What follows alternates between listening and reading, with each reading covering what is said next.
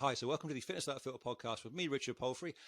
Since I've last been recording, I've had a change in marital status. I've changed homes, I've changed countries, and I'm starting with video as well as audio. So let's see how it goes, and hopefully it comes out as a good first episode. I'm speaking today to Adam Rooke, who I'm going to let introduce himself shortly, who's a personal trainer here in the UK, not too far away from where I live.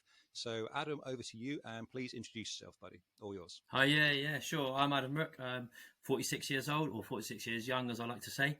I'm a personal trainer, indeed, in the Exeter area, based at Winstead. That's my sort of part-time job as such, and then my full-time job as an events manager working for Battle Cancer, hosting functional fitness events all around the world. Cool, fantastic. And as we were talking about before we started recording today, you've been doing an event just this weekend, right? Sure, yeah. So, as many functional fitness stroke CrossFit athletes will know, the CrossFit Open started 2 weekends ago, and this weekend was the second online qualifying event. So, yeah, I've been taking part in that. Fantastic. And how did it go? What's the after effects? Are you like domsed up yet, or are you going okay? I'm riding a bit of a adrenaline high, I think. So obviously, you have a game plan before you go into a workout. I had my goals, I had my ideas of what I could achieve. I exceeded them in part A and nearly got them in part B. So I'm overall happy with that. Fantastic, good stuff. Yeah. So going forward, then, I know we talked again before we started recording. Are you competing in Dubai in a few weeks' time, or are you just going over there as part of management? So I'm not going over to compete as far as I know at the moment. As far as you know, but you might be volunteered. Yeah, exactly. I might get dragged into a team, and maybe you never know. So we're going over to Dubai to host an event on the Dubai Harbour. Aiming for 100 teams, which is 400 athletes going through our process. Okay. So you've been a personal trainer for a while, and obviously you're very much into your CrossFit. What's drawn you from being just an ordinary, and I mean no put down by that, an ordinary personal trainer, into not just participating in CrossFit, but also to the management role, organising events and things like that, especially on the international sort of level? Sure, yeah. So it all happened by chance, really. So before getting involved in CrossFit and functional fitness, I was more a local runner. And got to a reasonably high local standard, where at most park runs I was finishing in the top 3 in my age group, and in the majority in the top 20 finishers, which when you're getting 300 to 400 athletes, that's pretty good for someone of my age and my size. So I was quite pleased with that. But what drew me to CrossFit was I was trying to get qualify for the Team GB 100 meters age grouper. That's what I was trying to do. And every year I changed something about my training. So as being a PT, I kept programming myself, and I thought, hey, why not get programmed by someone else for a change? Let's see what happens. So I went to CrossFit, where there's much more compound movements, more Olympic lifting, full body movements. So I thought, let's try that, see what happens. And it sort of just sucked me in. That's where I got sucked into it. And I started to compete in the CrossFit functional fitness world, and had a great first season. Achieved more than I've ever achieved in running, so I was like, I'm hooked. I'm into this now, and so so that's how I got involved in it. The gym that I train at from the CrossFit functional fitness world is where Battle Cancer, the company I work for, that's where they're based. I did some volunteering for them, including London, Manchester, and Berlin, and they sort of saw what I did and offered me a role working for them, and that's how it came about. Fantastic. So you'll be leaving the wintry early year weather in Devon at the moment, which I'm just getting used to myself, having moved back from Dubai, to go out to the sunshine. Oh yes. Are you only over there for the weekend, or is it a longer period? For a whole week. We fly out on the Monday. Fly out Monday, come back the Sunday. Fantastic. So you'll take it from me. There are some nice restaurants and places to go for nights out as well. If you've got the energy after that, go and enjoy yourself. Yeah, I hope we've got some energy after that. So given what you do then with the organisations side of everything else, how much are you doing at the moment working as a personal trainer? So my full-time job, like I say, with Battle Cancer is 35 to 40 hours a week, plus extras when needed. And then my personal training, I do 10 to 14 hours extra on top of that per week. Right, okay. And then obviously you've got planning on outside of that as well. So a good 16, 17 hours a week spent doing personal training. Right. Is that in person, all of it, or is that online to a degree as well? All in person. I'm not a big fan of online coaching. I like to be there in person. I like to see what someone's doing. I like to see how they're moving, because if I'm giving them some verbal cues, if I do it online and you haven't got quite got the camera angle, um, you can't quite tell whether they're doing it right as per what I say.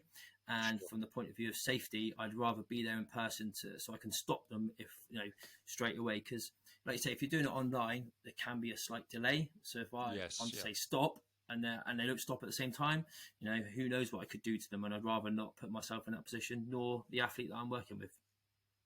Yeah, absolutely. I totally get you on that. I've done during lockdown for COVID. I was doing a little bit of the online stuff as well, doing like the odd group stuff for free. Like I was doing TRX classes Yeah, with 5 or 6 people at a time. And like you said, you can only do so much through a camera. yeah, You really can't translate what your normal sharp observations of people's movements and like the subtle corrections. It just doesn't carry across. yeah, yeah. So yeah, I That's totally feel you on that one. Yeah, I did during lockdown. I did for a friend. We did a group training session, and I Hmm. had 6 different people on the screen at the same time. And when you're looking around the screen trying to see what everyone's doing, it's a safety nightmare. So Yeah. yeah, I was really like wary of what someone was doing, and then you might find them cut out because they can't hear you. And I was like, no, I didn't enjoy that. The stress was too high. Yeah. No, I feel you on that one. So I've been to, I popped by Move Forward probably 3 or 4 weeks ago, just to have a look at it because now I live not too far. Literally, I live in Fennerton, so I'm across the road, across the A30 from you guys. Yep, So I will pop in the near future and say hello in person. Um, definitely. so are you a local boy to this area, or are you like Exeter based and driving in? So yeah, I used to live up by Honiton, and I've literally just Right. moved to Exeter in September of last year. Okay. So yeah, me and my partner live in Exeter, just in the science park. Okay. So what drew you to training out of Move Forward? Because I know the geography for that. So you Yeah, driving from Exeter to Ottersham area to go to the gym all the time.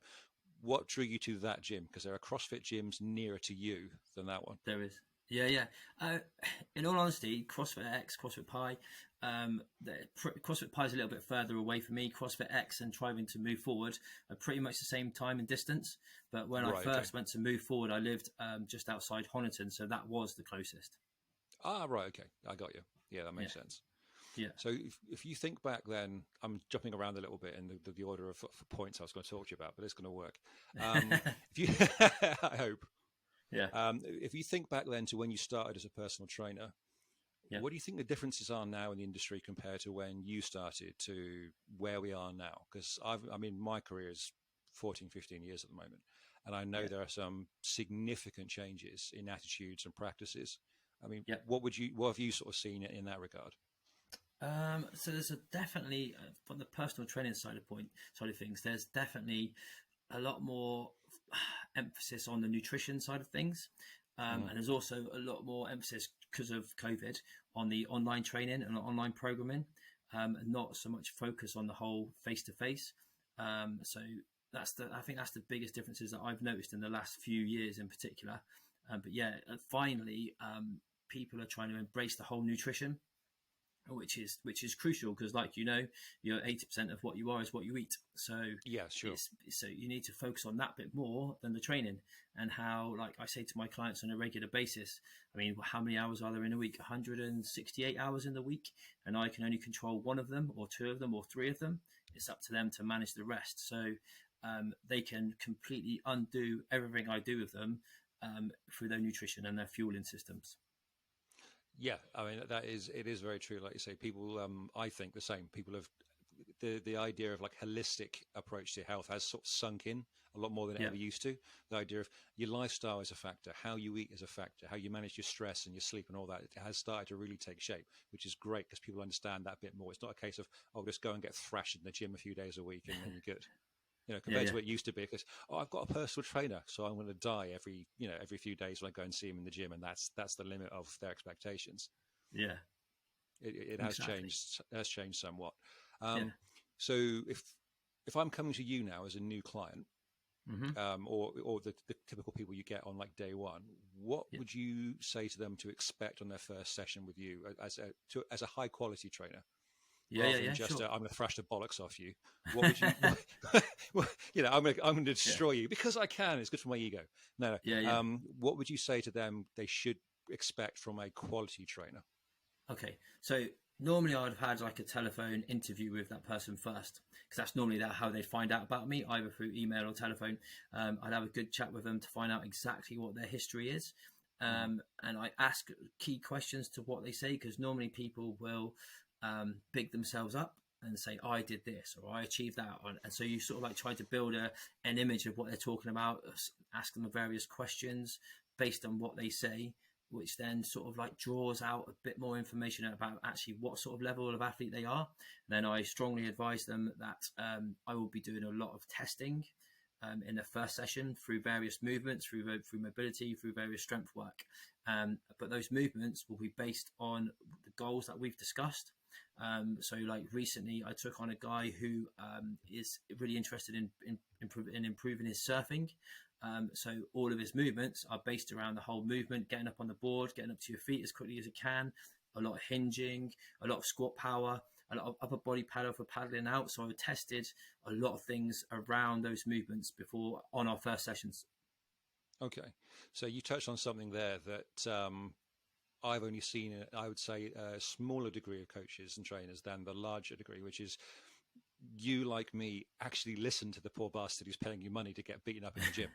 Yeah, Which yeah, is yeah. a case of like this guy's come to you and said, I want to get fit, not because I want to look like this or I want to have Yeah, this body. This has got to be applicable. It's got to yeah, relate to the real world, yeah. which is, let's say, is not the total common approach that I think it should be. Because he's not come and said, Mm. I want to lift this amount on a deadlift or I want to do this pull-ups. It's like, I want to get better at a specific goal. Yeah. Do you think, is that a common thing you find with clients? People have a genuine good direction they're coming from, or it's a case of help? Well, see, if I looked at my portfolio of clients I've got at least a third of them are focused athletes, are wanting to achieve something, be Right. better at something individually. I've got a third of them who are like weight loss goals, which is fine, which is probably the most average client that you would get. And they're great to work with, because as long as they're dedicated and determined to achieve their goals, it's brilliant. And then like you say, you've got the third of the people who, and these are the kind of guys I like as well, who are a bit scared of going into a gym.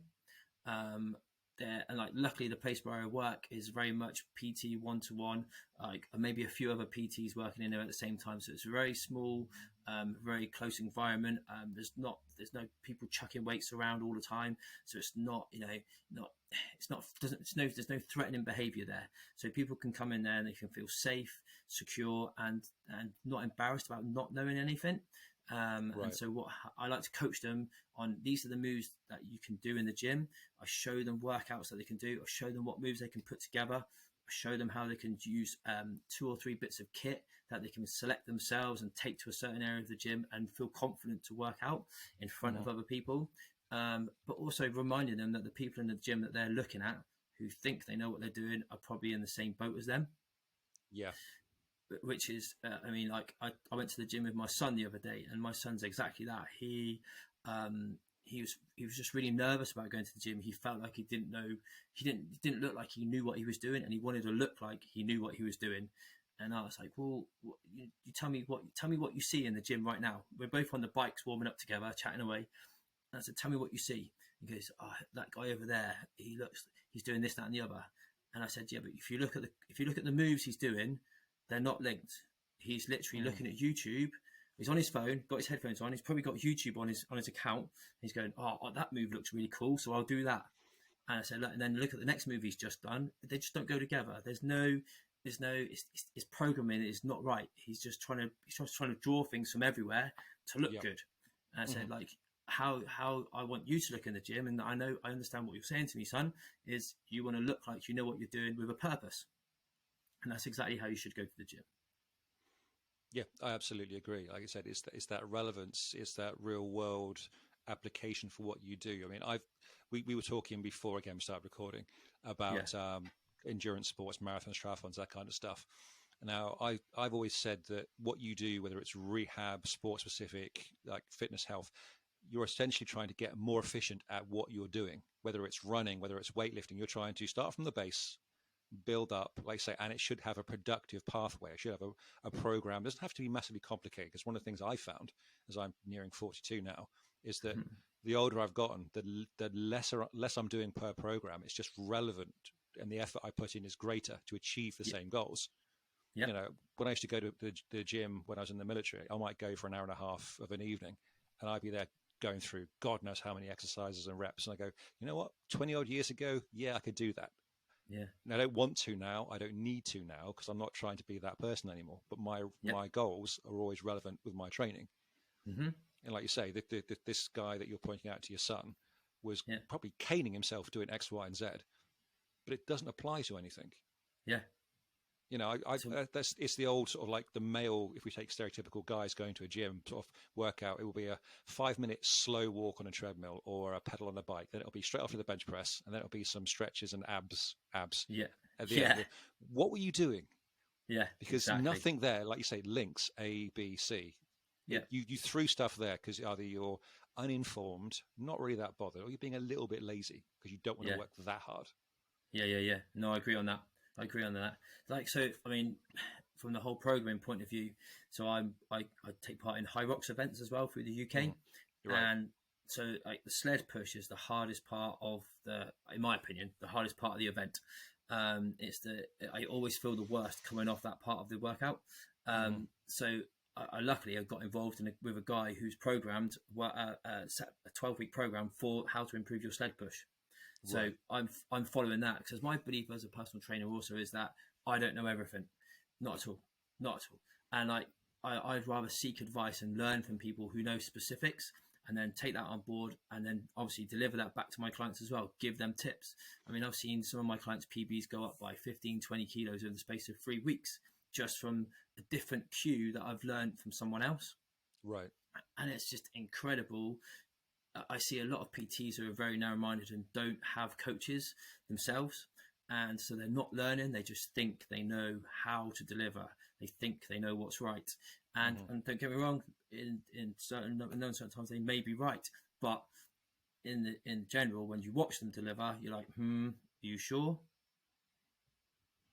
Yeah, I absolutely get what you're saying there. It's this idea of, I think, like you said, a lot of people get very linear. They go, right, well, I think this, or I like training like this, so that's what you're doing. Yeah, exactly. It doesn't necessarily, you know, if you know from coming from a CrossFit world, if you've got 10, 15, 20 people together as your collective clients or in a room, that's all individual idiosyncrasies with their movement, training experience, injury experience. You need to be looking at what the individual's doing, even if you're doing a group sort of like thing. You can't go, no, all my clients are going to train like this, or they're going to have all these movements, because it doesn't carry over. It's your, as a coach and a trainer, it's your lack of, I would say, professionalism, if I'm being a little bit cynical. No, because I mean, I've let's say, having lived in different countries for the last 15 years, I've had clients in their 70s and on my books at the same time as I've had teenagers. Now, they are not training in the same method, because I would destroy them both for very different reasons. Yeah, sure. You know, exactly. It has to be precise to what you're doing. I mean, a triathlete and a rugby player and a pensioner will do all the same exercises, but very, very different stimulus. Definitely. My youngest client is 13 years old, and my oldest is 79. So that's my spectrum. So I'm with you on that for sure. Yeah. So I'm looking down to the second laptop here for bullet points. If anyone's watching, where's his eyes going? Why is he looking down there? All right. So we've talked about the idea of a holistic approach, which we both know has become a lot more mainstream. I think we can probably thank social media and that for that, which is giving people a broader scope of things to consider. What do you think what the common mistakes people make when they consider food and exercise in the same kind of, I'm doing a thing on January or whatever, when they start to make those first steps? What do you think tend to be the most common mistakes? I think people tend to look on social media. They look at someone and they go, I want to be like that person. They investigate how they eat, how they live, how they breathe, so to speak. And they think, right, I'm going to do it that way. And what they don't understand is that everyone's DNA is individual to that person. And until you understand yourself and how food reacts with you, you can't get the results that you want.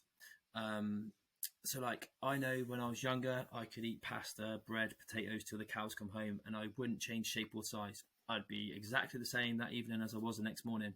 Now, if I eat pasta, bread, potatoes, I'm sluggish, I'm slow, it doesn't work as well. So I know that over time I've had to adapt my nutrition based on how my body reacts. So there isn't any point in me looking out there in the wide world as to what people are doing. Yes, for some hints and some tips and some ideas maybe, but it's not going to work with me exactly as they're doing, because I'm a very different person. I'm a different structure, I'm a different build, I'm a different DNA.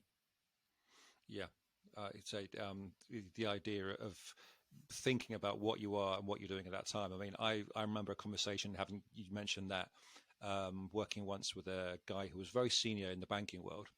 And he was a Dutch guy going, I kind of know what I'm doing. You know, I used to do all this when I was, like you alluded to earlier.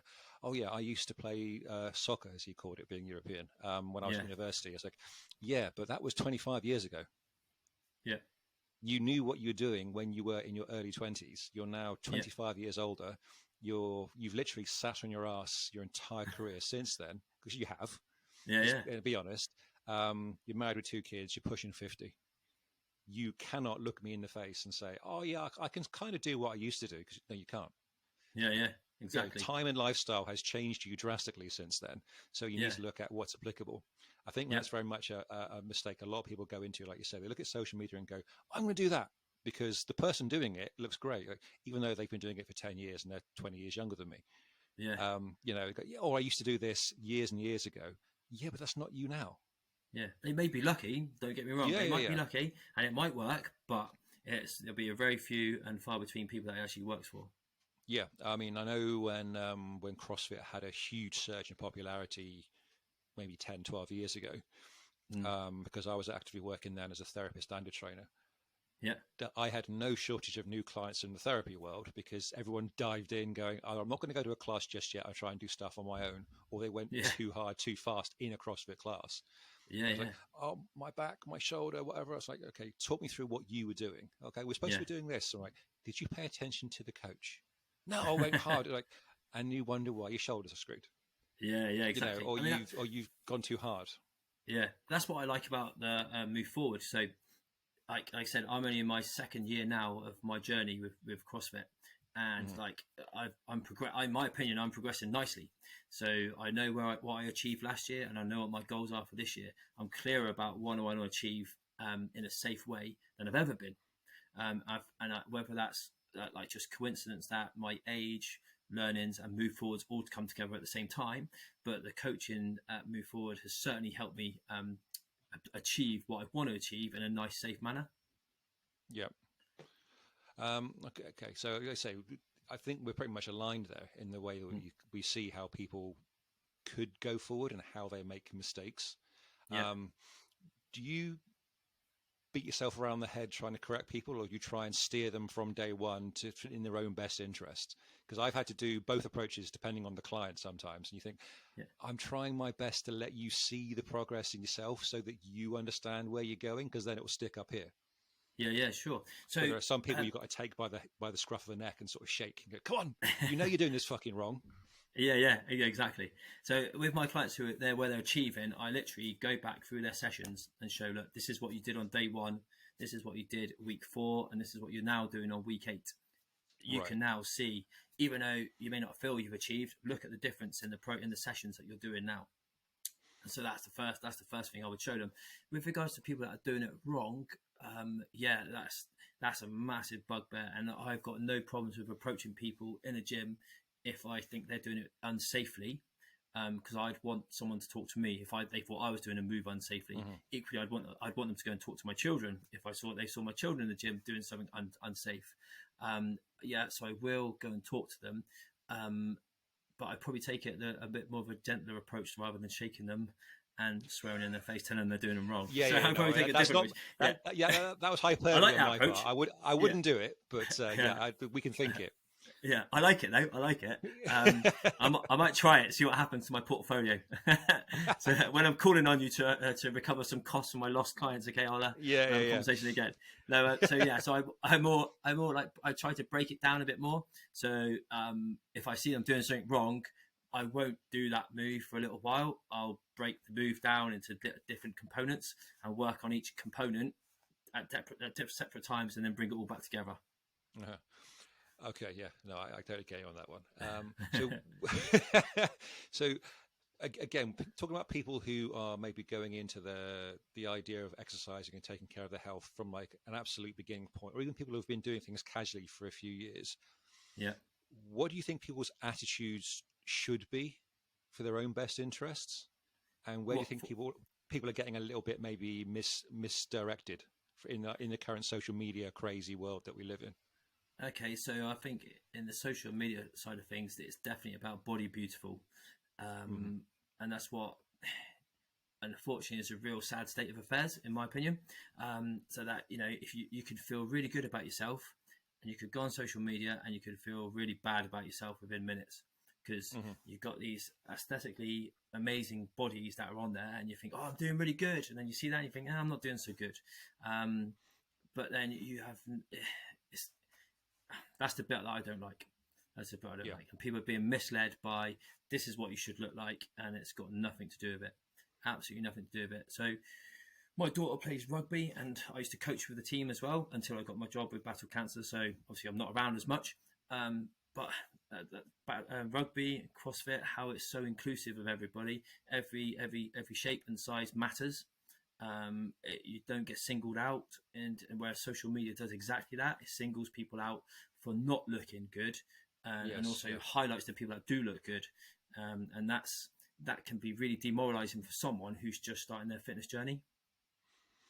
Yeah, no, I absolutely agree with that. Like you said, the idea of if you look for productive, helpful coaching or advice on social media, the content is drastically less than look at me, look at me, look at me. Yeah, exactly. And the message is, you should look like me, and if you don't, you should feel bad about yourself. No, it says if you don't look like me, you can pay this amount of money to have a 16-course meeting with me. Absolutely, You can pay hundreds and hundreds of dollars to get a PDF that I send to everybody who pays me hundreds of dollars. Exactly. And I won't tell you that I've been on steroids or drugs for X number of years, and I've got eating disorders through the roof, and I have all kinds of mental health issues of my own that I've brought on by my lifestyle. I know we're being cynical, but that's the truth. Yeah, it sounds like you look at social media the same way as me. Exactly that. Well, yeah. I mean, I did say to a client's teenage son years ago, he was asking my advice about, I think he must have been 14 at the time. And he was, okay, right. And he was saying, okay, he played football at school and everything else, like a lot of boys do. He was like, I want to look like this, or I want to do this. I was like, right. So why do you think looking at these guys online are the best cause forward for you? I said, because I train your parents. That's how he knew me. So I train your parents, but look at me. I'm not all over the internet with my clothes off. I don't need to be. I mean, I went through my entire military career being in fantastic shape, and not once did I need some twonk in Dubai or Las Vegas or Miami going, yay, check me out with my super tan and everything else. Like, no, because my training and my health reflected my goals. My aesthetics were a byproduct. Yeah. Exactly. There's a disconnect in so many people's eyes, I think, these days of, I look a certain way, therefore I'm awesome, rather than being, I'm strong, I'm fit, I'm confident, and I now look like this. Yeah. No, I agree on that. That's an interesting view. Definitely an interesting view. And you like to say, like, you could have all these people parading around with their tops off, putting it all on Instagram, and right, I've done it before in the past. I put a picture of me topless before if I felt I looked good. That's cool, you know what I mean? Why shouldn't I put something on there if I feel like I look good? But I always will put something on there to back up why I put that picture there. It's not there to make anyone feel bad. It's there to let people, like, people share how good they feel, and it's very easy to get sucked into that momentum and do the same. Yeah, very much so. I mean, like I say, it's one thing I do think is positive, looking at some athletes who'll go, yeah, I've done this for my training and this is the result of my PB or this event I went to. But then you see them going on nights out with their partner, having food with their kids, and you go like, this is the real world. This is how I live. Yeah. I used to say to prospective clients, because I say that used to, because at the moment I'm not yet working in Dubai in the fitness world. I just, when you get them to give you their honest goals, not the whole I want to look toned, because I'm like, what does that mean? when they go, okay, Yeah. here's what when you get them to break it down and go, here's what I actually want. You go, okay, right. Yeah. So what you're saying is you essentially want you want to be Adam 2.0. Yeah. You don't want to spend 50 weeks a year on some miserably restrictive diet, a Yeah. hardcore training program, because you can't live your life. You can't do your job properly. You haven't got time for your kids or your wife and everything else. You want to be able to train a few times a week, eat mostly well, Yeah. still have time to go out with your buddies at a bar one night a week and play, but you want to see a change. Yeah. Yeah. That's the most common actual productive approach. This whole idea of, yeah, great, I'm going to the gym 5 days a week. Why? Mm. I Yeah. don't train 5 days a week unless I'm training Yeah. for the Rugby Sevens tournament or whatever else. I'm like, no, or triathlon. I'm like, no, you don't need to, because the effects of hardcore training and that lifestyle, people don't Yeah. really take on board until they attempt it, and then they back away. And Yeah. Yeah. holy shit, I've got to live like what? Yeah. Yeah. I mean, I go to the gym obviously on a regular basis, probably six times a week at least. I train, but that's because I'm trying to achieve something, and it's all for me. Yeah, it's relevant to you. Yeah, exactly. So all my training is geared towards a certain goal. And yeah, all right, there is a certain bit about how you look and feel as well. So since I started my CrossFit journey, like I say, a couple of years ago, I've put on like 10 kilos, but I feel better than I've ever felt in my life. My clothes fit the same as well. So when people say they're worried about putting on weight, I say, well, I've increased my weight by nearly 2 stone, and I haven't had to buy a new wardrobe. My jeans still fit me, and my t-shirt still fit me. A little bit tighter, but hey, nothing wrong with that sometimes. so like, you know, but I feel better. I move better. I'm stronger. Everything just feels more comfortable. So Right. maybe I was wrong with trying to look lighter and slighter and leaner. You know, maybe my body didn't really like it. So I found it's a lot more comfortable in myself by being who I am now. Right. That's a very concise way of summing up things in that sentence, the way you said it, because I've noticed a lot more so in my female clients. I mean, the guys do admit it eventually themselves, but certainly my female clients, because I've nearly always found, the women I train are more honest, more readily than men. Yeah. And people come to you with this preconceived idea of what they think they want, like the absolute goal that they want and the absolute regime they expect to be put into. And when they get into it, you realize, oh, actually, I only need to do 70% of what I thought I had to do, because I can still live my life and I'm starting to look better, like you said. And yeah, the scales have changed, but my wardrobe's still good. I still can wear the clothes that I like, and I can live my life. It's not a complete departure from everything that I think or I choose to do. You know, I said sarcastically once that people's approach is this when they approach a personal trainer, or the reason like the quick fix part of the fitness industry still exists, is because some people don't actually want to change. That's why that part of the market is still there. You know, they see these adverts on Instagram and TikTok and all the rest of it, and their attitude is, right, okay, so I can lose 5 stone in, or to anyone listening doesn't know what the translation is, let's say 30 pounds in 21 days, and I'll pay you $100 because I don't want to change I don't want to exercise more. I don't want to change my lifestyle, but I want to be fixed quickly. Okay, go, summon that product. It's not going to work. Yeah, exactly. You know, it's got to be relevant to the person doing it. And thankfully, there are coaches out there like yourself who put the time and effort into their clients, which is a relief, because we know the good information is out there. Yeah, I mean, and exactly right. There is good information out there. Dead right on that. So losing £30 in 5 weeks, like you say, is obviously, I know it's an exaggeration on the weight loss, but it is a very common request that you get.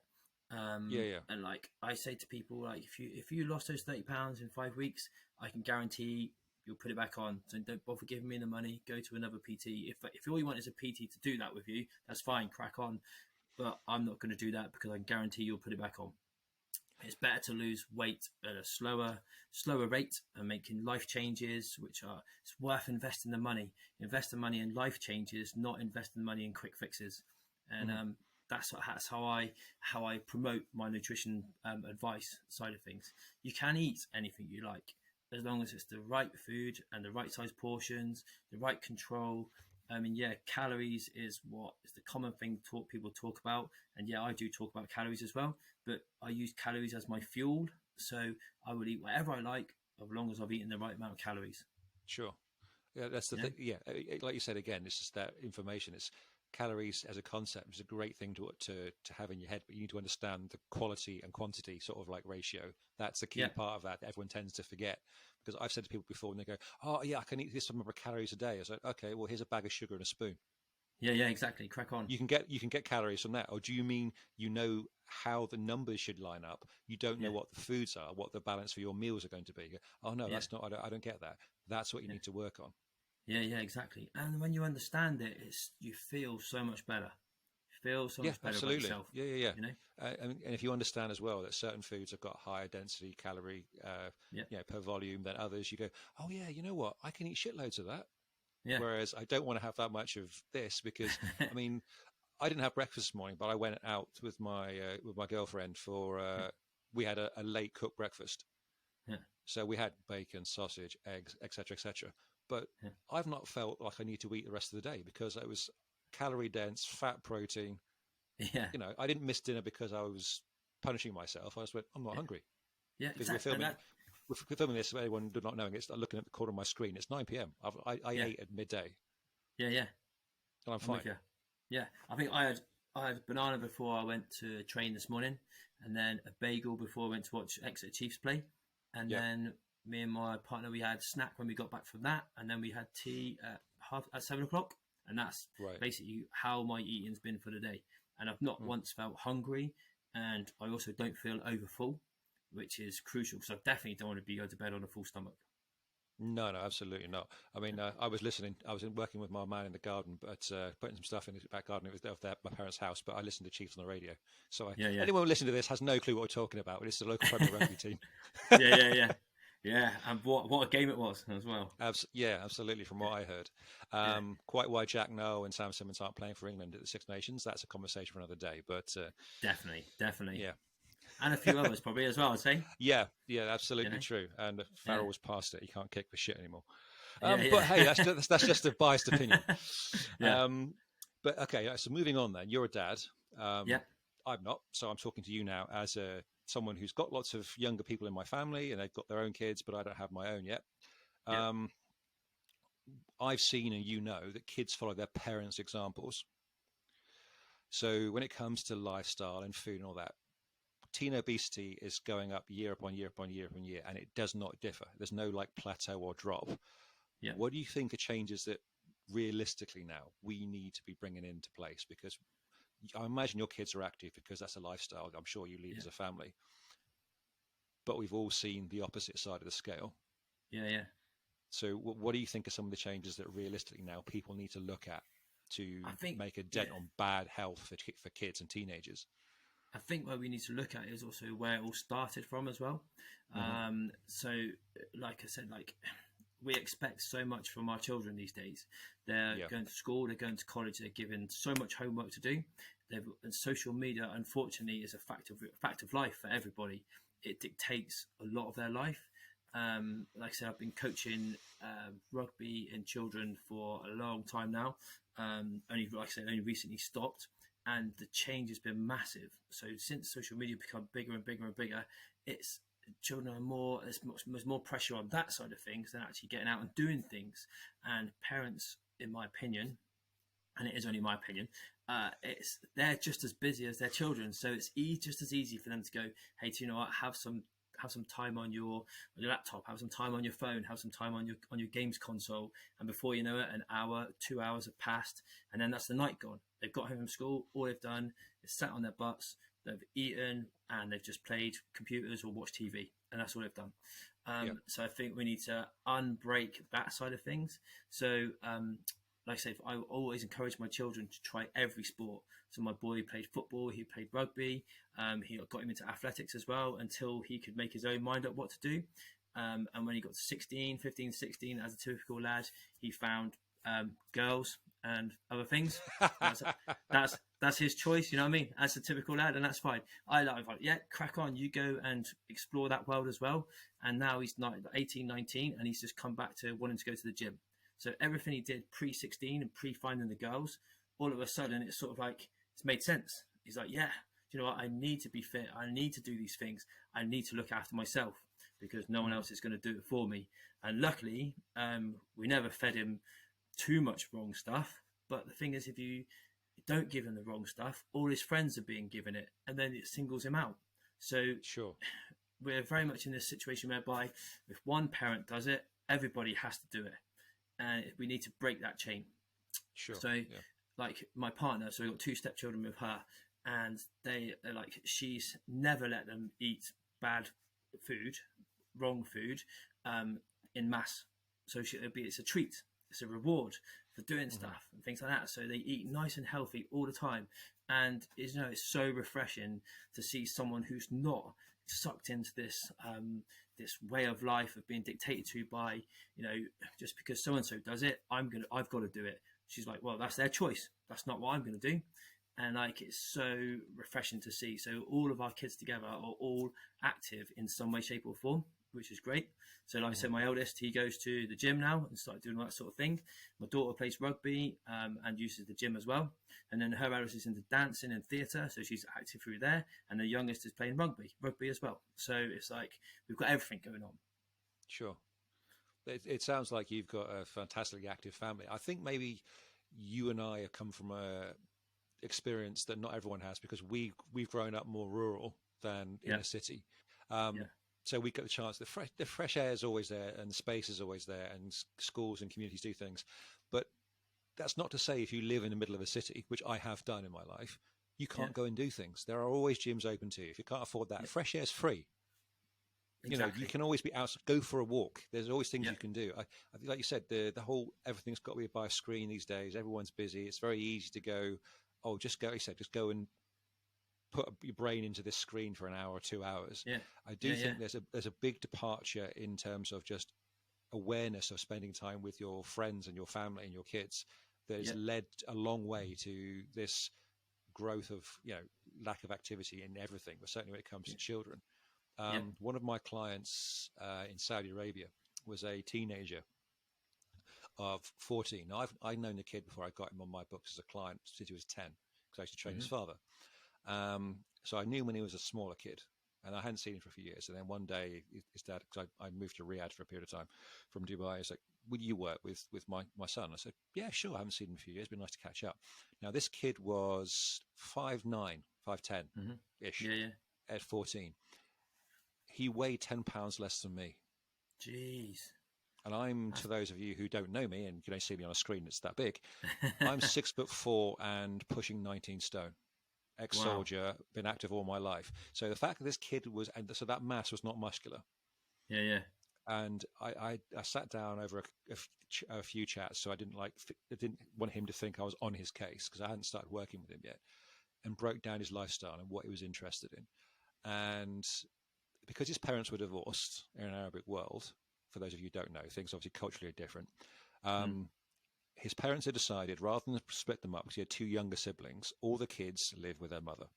They see their both parents frequently. They only live a short distance apart, but they all live together. So he basically had rule of the roost as a teenager, living with his mother and his younger siblings. So he couldn't be told anything. Right. He had, I didn't know this was a thing, he had a PlayStation coach for Call of Duty. I didn't know that was a thing. That's an entirely made-up job. He basically had someone who was paid by the hour to coach him to get better at video games. Oh my So word. you can guess what this kid did in his spare time when he wasn't at school, right? So he would stay up until 1, 2 in the morning, 3 or 4 days a week doing that, and then be tired at school. And I went through his diet with him. Now, he would frequently, and I do mean frequently, order 1,500 to 2,500 calories of takeout between dinner and bed. Jeez, that's tons, man. Who let him do that? It ended up being like no one oversees this kid, because everyone thinks the other person's doing it. Between this family member to that family member to his mother to another family member to his father. So there was a cycle of disconnection between him. I'm giving this kid a bad rap, but it was a situation not of his making. He sort of was happily swimming in. He was like, oh, great, I can eat what I want and do what I want. And even things like when he ordered sushi from a restaurant across town, he didn't order for one. He ordered for a family of 4. And that's it And he all. would sit. He would sit there and eat all of it with like Yeah, yeah, a huge thing of Coke or whatever. And I yeah, did say to him at one point, I was like, "You do realise that's the amount of calories in a night that I would eat over 3 days yeah, yeah, if I was training for a rugby tournament." yeah, And none of this sunk in because culturally, the drive to be active and play is not there. yeah, It's yeah, not yeah, at all. And so I'm saying all this to give you an example. I'm also going to tie it into what you said about your eldest, yeah, because the one thing that ever got through to him was we were chatting in the gym because we'd gone through various approaches to get him to work. And the only routine that structurally worked for him was twice a week he would come to the gym and I would do the things with him that I wanted to supervise, like starting to do compound work and the rest of it. And then twice a week, I would give him workouts where he'd come into the gym, put his earphones in, and he had a very, very easy but continuous circuit to do. yeah, yeah, And that was it. He'd go into the studio, put a few weights, a TRX up, go nuts, 20 minutes, and you're good. yeah, And his attention would be there 1 week, drop the next, and it would fluctuate and everything else. And the one thing that got through to him, again, tying back to your son, was do me a favor. You're 14, pushing 15. Picture the girl that you want to marry. right. For those of you listening, think teenage boy brain. What does she? You don't have to answer me, but tell me what you Yeah, think she looks like. Tell me the kind of person you think she is. He's like, yeah, and the cogs are turning. He's like, oh, okay. It's like, you got a picture in your head? Yep, good. Okay, right. Tell me the kind of guy she wants to date. And he was like, oh. I said, it probably isn't you, buddy, is it? I said, because you're a good lad and I yeah, like yeah, you and you're a good laugh and you come from a good family and you're never going to be short of a penny or two. But she's going to look for a guy who she thinks is intelligent, attractive, takes care of himself, etc., yeah, yeah, etc., etc. So bridge the gap. Where do you need to be? yeah, And he was like, forget what his parents had said to him, forget what his grandparents said to him, forget what I'd said to him prior about his food and his social media habits and in his online gaming. That was the one thing that pinged in his head. yeah, yeah. And it was Good. it's weird, the motivational factors. I was like, dude, I'm being paid quite a bit of money to sometimes just take you for a walk because you won't motivate yourself to do it by yourself. Yeah, And that was the one thing that pinged in his head. It was like, oh yeah, if I ever want a girlfriend, yeah, I need to look after myself. yeah, for sure. And that was it. I was like, okay, cool. And it was literally was the whole ping light bulb moment, and that Yeah, was yeah, it. ideal. Because that's what we do on the weekends. We always like to make sure we do something on either the Saturday or the Sunday. At least on one of those days, the kids go out. They're not in front of a TV for at least a good few hours, Mm-hmm. So even if it's just Yeah, for a walk along the beach or a walk down the canal or something like that, just going somewhere, doing something where you're not looking at a screen, and just getting, like you say, taking about what you said earlier about getting some fresh air. It's free, yeah, it's what we used to absolutely. do It's when we were always been kids. You know free. what I mean? It's Yeah, always been exactly. free. Yeah, yeah, you know, exactly. yeah, it's something I think is massively underrated. I know it's because I follow, as I'm sure you do, other coaches with highly accurate output about what's Yeah, good, what works, etc. And it's still one of the most. It comes up always on Instagram, whatever. Is one of the most underrated forms of exercise is yeah, walking. yeah, yeah. 100%. Constant rate, casual pace over a period of time. I mean, Yeah, we're recording this on a Sunday evening. Saturday, my girlfriend and I took her two dogs to Woodbury Common. And again, for no one who lives locally to us, yeah, that's in Devon. That's a massive training area used a lot of the time by the Royal Marines for training purposes. yeah. Now, we walked pretty much the entire outskirts of that. That's a huge distance. Definitely. That's Just massive. because it's fresh, just because it's fresh Yeah, air. We yeah, took yeah. her terrier and her Rottweiler, a great mix of dogs, um, Yep, definitely. and just basically walked for 2.5 hours. Yeah, that's And ideal. then we came home and watched Six Nation Rugby in the afternoon. My weekend's been awesome. Um, Yeah, but yeah, but wicked. but yeah, but that was our approach. We're like, I'm not doing anything hardcore. Yeah, I'm not going to the gym. She's not going to the gym. Let's just go for a walk. yeah, yeah, Load up the exactly. car and off we went. And I would do the same if I had kids. Yeah, yeah, You know, 100%. it'd be like, it's the weekend, right? Off we go. We're not Yeah, staying let's go do indoors. something. Yeah, If it's because pissing the rain, you've got coats. Out we go. exactly, because you get to the early hours of Monday, or late hours of Monday of Sunday evening. You're like, oh my god, I can't believe it's Monday already. Tomorrow has gone so quick. But that also Mm. underlines how good your weekend's been. Yeah, yeah, Oh wow, absolutely. when you've done something, you've been out and been somewhere and stuff like that. It's much better, much better. Yeah, absolutely. So I'm aware, by the way, because I'm looking at the clock in the corner of the screen. I'm only going to keep you an hour because we're getting into Sunday evening. It's already nearly 9:15. Yeah, Sticking with the whole parental theme, then, yeah, I've been paying attention to some of the news feeds I follow in recent weeks, and there was serious talk just of late here in the UK of via the NHS or wherever doctors prescribing diabetes medication and other drugs for teenage weight loss, even yeah. surgery as a recommendation on the NHS. Now that made me pissed off, and I'm not yet a parent. Hmm. What do you think of when you hear that?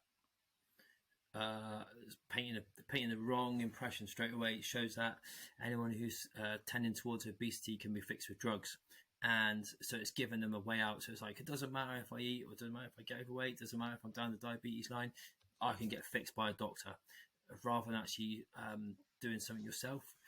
Hmm. When I became a PT, I was big on the whole thing of doctors should be prescribing gym memberships, not not like putting them on programs to go down the whole surgical remedies for them. It should be, they should go out, be made to do something for themselves, earn the treatments that they're getting from the doctors. I mean, how much of a strain would it be on the NHS to actually give them a gym membership for a year versus putting them on drug treatments? I mean, I'm Yeah, sure the difference is massive. yeah, I'm sure it would be. I mean, obviously there's no figures released of that yet, but I mean, Yeah, I read that and I looked at other sources to see the same kind of headline. I was like, at no point there is, like you just said, we're going to encourage school programs, community programs to get kids active. You don't have to. yeah, Some yeah, kids don't want to play organized sport in teams, fine, but get them to be active. yeah. Get there to be some conversation about quality of food, all that kind of stuff. None of that was mentioned. It was a case of how do we address youth obesity, drugs and surgery. Yeah, there's no, like you said, there's no education at all. It's just, if you're going down this path, we can fix you with drugs. We're not going to teach you how to fix yourself. We're Hmm. just going to do it for you. Yeah, I mean, I've seen that approach probably quite a lot in the last decade because it's an approach that I've seen in foreign countries where the attitude is, oh, I won't take care of myself. I'll just get to a point where there's a problem Yeah, at yeah, whatever age, and I'll go to a doctor, and I will yeah, go, right. I will now pay for surgery or a drug or several drugs yeah, yeah. because I'm Or not not prepared. pay. Well, yeah, in the UK, Yeah, yes, but I yeah. mean, I genuinely knew a guy in Saudi Arabia whose wife was, I thought, in very good shape Hmm. until I found out from talking to him, she maintains her physique by having one meal a day and smoking Wow, because wow, wow, wow. she would not think about food seriously, and Yeah, she would not exercise. And this is not a wow. case of I'm not bashing on someone who's shall we say, a little bit closeted in terms of culture. This is a woman who, from her teenage years, lived in America all the way through to Yeah, the end of her university education. So she's not unaware of a different lifestyle. She just yeah, chose to go, no, I yeah, will go like the 60s approach of I'll just have a huge nicotine habit, yeah, and then barely like the absolutely fabulous approach of no, I'll just smoke and have coffee. yeah, yeah. Um, I I'm remember having my thinking, dinner. I'm having my yeah, breakfast. Yeah, yeah, absolutely. And I just remember yeah, thinking, she can't enjoy life because she's got no energy for a start. yeah, If you're smoking yourself into literally an early grave. yeah, yeah. Exactly. But yeah, no, It's the the wrong thing. attitude of there's always got to be a solution that is not accountability, I find somewhat depressing in the modern world. Yeah, yeah, definitely. I'm 100% on that. And I, we shouldn't speak ill of our parents and stuff like that. But my mum's probably one very similar to that, and she's of that generation whereby, oh, it doesn't matter anymore. It doesn't matter. Exercise is a waste of time. You don't need to do that. I can still walk. I can still move. Yeah, but look how far you're not moving. Look how far you're not walking. Look at your mobility is poor, and Hmm. like she doesn't take it from me. And probably because that's probably because I'm her son, you know what I mean? And I get Yeah, that, yeah, oh yeah, yeah, yeah. yeah. And I can't, I'm not allowed to like say anything negative about what she eats, even though I know it's wrong because it just causes undue stress, But Sure. but in the same sense, I want her to listen to what I've got to say. I want her to take it on board because at the end of the day, she's the nan of my children, Yeah. and like that's a massive bond. That's a huge, important relationship there that is being affected, And I'd want to improve that, and I know I can improve that, and I know her nutrition can be better, which would massively improve that. But hey, hopefully she'll listen to this and go, wow, he's put it out there. Now I'm going to do something about it now. Well, you never know. I mean, yeah, I experienced the same thing, by the way, some years ago. My dad had an issue with his lower back. Now, would he listen to me? No, because I'm his son. Even though I'm the qualified therapist, I'm the qualified coach. He's got his own business in a foreign country. No, you're my boy, whatever. And I got so hacked off listening to him on Skype calls, like, oh yeah, how's your back, rest of it. And I actually paid for him to go and visit someone I know in Exeter. He used to work with the Exeter Chiefs rugby team. Yeah. I said, I've paid for it. You've got an appointment in a week's time. Go and see the sports therapist, please. I called him up afterwards. How did it go? Oh, fantastic. She told me I need to sort this out and do this. And I left feeling great and to massage this. I was like, in my head, just going, I'm not going to say it, but that's what I've told you for months. Yeah. Biting my tongue, just going, like you said, you can't tell your parents. They love you, but you're still their child. Exactly. I found out in conversations I've had around the world, by the way, that physios, doctors, coaches, we all experience the same thing. Your parents never defer to you as a professional. Yeah. Oh, that's a relief to hear. I'll tell you that for sure. That's a relief. It's not a personal case where your mother doesn't listen to you. That's universal. It really is. Okay, Definitely. like I said, I'm going to keep you for just about the hour, so we've got a few minutes left. Okay. If you could give everybody out there one piece of advice about their health and lifestyle and how to be on the best road possible, what would it be? Wow. One bit of advice. I'd say that you've only got one body, you've only got one engine, you've only got one motor inside it. Look after it to the best of your ability. Listen, read, take on people's advice, try things out, but just make sure every action is a positive action and don't get beaten down by something that doesn't work. Just because it doesn't work for you doesn't mean say it's the end of the road. Try the next thing. Keep going. You only live once is, a common phrase. Let's make the most of it. Awesome. That's cool. Thank you very much. I mean, like you said, and that's a very, again, concise thing. Take the time to think about enjoying your life. Like you said, get some quality time into yourself, just for the fun side of it, if nothing else. Yeah. And like you said, said about your mother. She's a grandmother, so the idea that if for no other reason, then seeing her grandchildren really grow into adulthood, that could be a motivating factor. And I hope for her sake 100%. She does listen to this and go, yeah, I hope so too. Yeah. Right. Okay, buddy. I'm going to say goodbye to you properly when we stop recording. But for now, your business name, any kind of social media of yourself and what you're doing in the future that you want to put forward, email addresses, whatever, feel free, go nuts. Okay. Yeah. So my business name's Rookie Fit Limited. I'm based at Winslade Manor. Feel free to hook me up on my Instagram page is @DudeAdam, which has been with me for a long time. So I haven't changed it. But my email address, adamrook.pt@gmail.com. And I'll get in contact if you want to know more about what I do and train with me. Fantastic, buddy. Okay, so I will put, when I put this on YouTube, I will put that information in the caption beneath the video so people can find it and on the link on this. All right. Like I said, so cool. I'll say goodbye to you properly when we stop recording. But for now, thanks very much. No worries. Thank you very much, Rich.